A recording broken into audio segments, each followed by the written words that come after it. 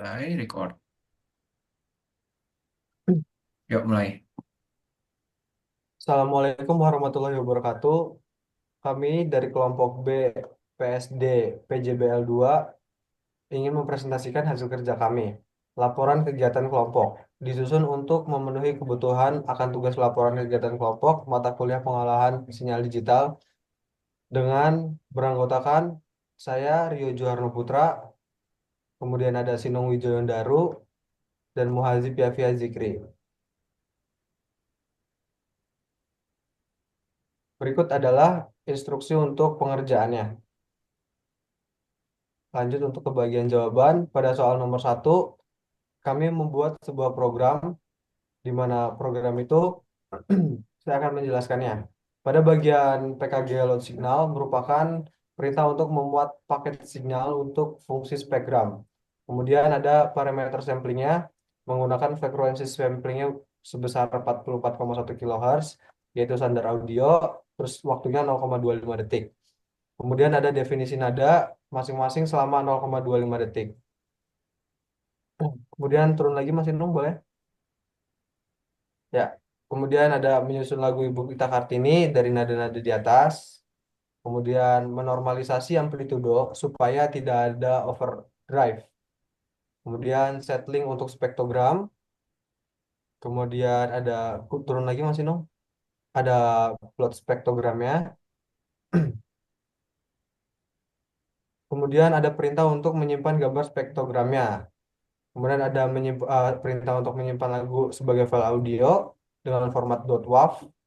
Kemudian memainkan file audionya di Windows. Lanjut untuk pembahasannya.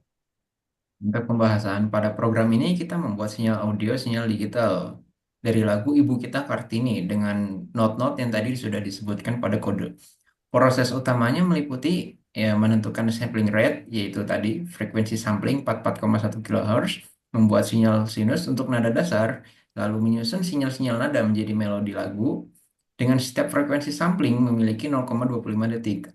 Lalu normalisasi sinyal untuk mencegah distorsi saat diputar, dan juga menampilkan spektrogram dan membuat hasil lagu ke file WAV dan langsung memutarnya lewat sistem, seperti pada tampilan file out seperti ini.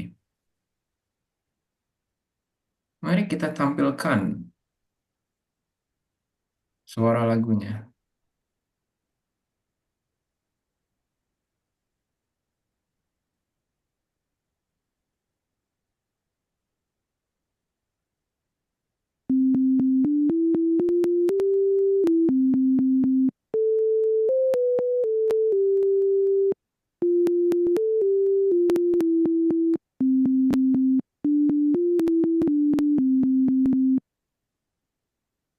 Oke, dengan langkah-langkah ini, kelompok kami berhasil membuat sinyal audio sederhana dari lagu Ibu Kita Kartini, memvisualisasikan karakteristik frekuensinya melewat spektrogram dan menyimpannya dalam format audio standar yang dapat kita dengar seperti file tadi. Proses ini eh, merupakan merubah frekuensi menjadi suara yang dapat didengar oleh kami.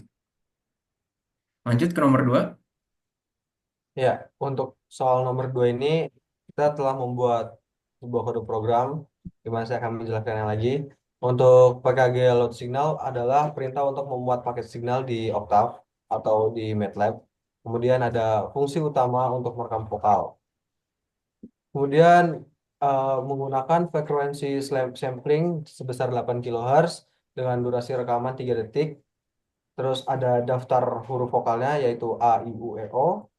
Kemudian ada untuk memasukkan inputan berupa nama.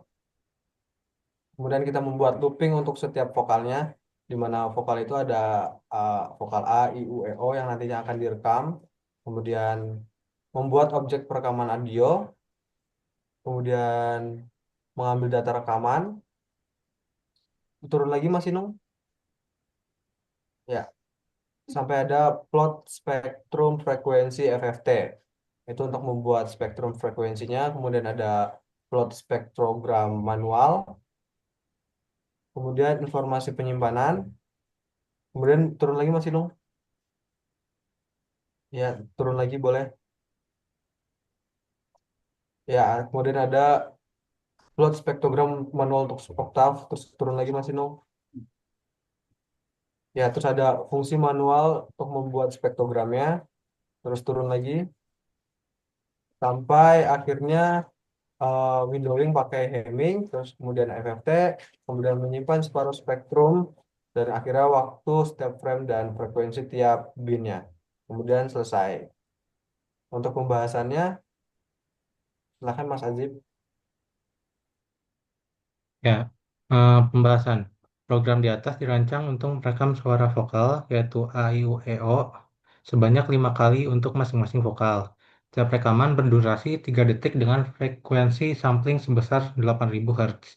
Tujuan utama dari program di atas adalah data audio dan menganalisis karakteristik frekuensi dari setiap vokal. Langkah-langkah utama dari program di atas adalah sebagai berikut.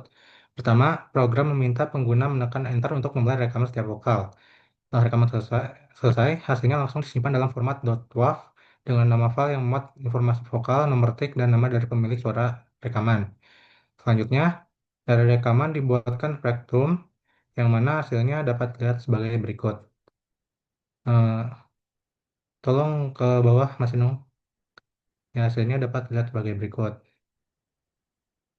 Selain spektrum, dihasilkan juga spektrogram. Coba turun lagi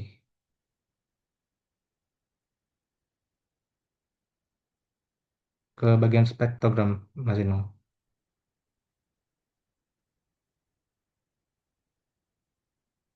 Ya, contohnya adalah sebagai berikut. Dengan untuk menampilkan distribusi energi frekuensi sepanjang waktu, hasilnya kemudian disimpan dalam format gambar.png. Seluruh proses ini diulang untuk setiap vokal dan setiap take, sehingga menghasilkan kumpulan data audio dan visual yang lengkap untuk analisis lebih lanjut.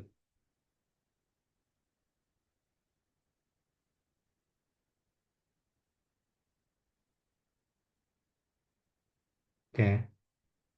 Dari data yang kami dapatkan, eh,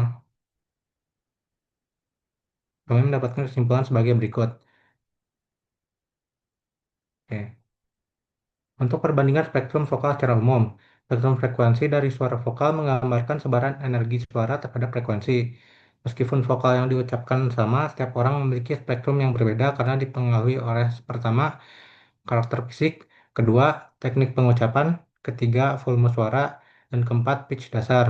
Secara umum, orang dengan suara yang lebih berat akan memiliki spektrum dengan pencak harmonik yang lebih rapat di frekuensi rendah. Kedua, orang dengan suara lebih ringan akan memiliki puncak harmonik yang lebih menyebar ke frekuensi tinggi. Dan ketiga, magnitud pada spektrum menunjukkan kekuatan suara, di mana makin tinggi magnitud, maka makin besar energi suara pada frekuensi tertentu. Selanjutnya, perbandingan spektrogram vokal secara umum. Spektrogram menunjukkan perubahan energi frekuensi terhadap waktu saat seorang mengucapkan suara. Meskipun mengucapkan vokal yang sama, spektrogram antar orang tetap berbeda karena pertama, stabilitas suara, kedua, energi distribusi, ketiga, durasi dan konsistensi artikulasi yang berbeda. Secara umum, orang dengan suara stabil akan menghasilkan garis-garis harmonik yang lurus dan konsisten sepanjang waktu. Eh, dan orang dengan suara bergetar atau tidak stabil akan menghasilkan garis harmonik yang bergelombang atau putus-putus. Energi frekuensi rendah biasanya lebih kuat daripada frekuensi tinggi, kecuali pada suara dengan nada sangat tinggi atau suara dengan resonansi tertentu. Nah, itu saja untuk pembahasan program di atas. Sekian adalah presentasi dari kelompok B, PJBL 2, mata kuliah pengolahan sinyal digital. Sekian, mohon maaf bila ada salah kata maupun perbuatan. Wassalamualaikum warahmatullahi wabarakatuh.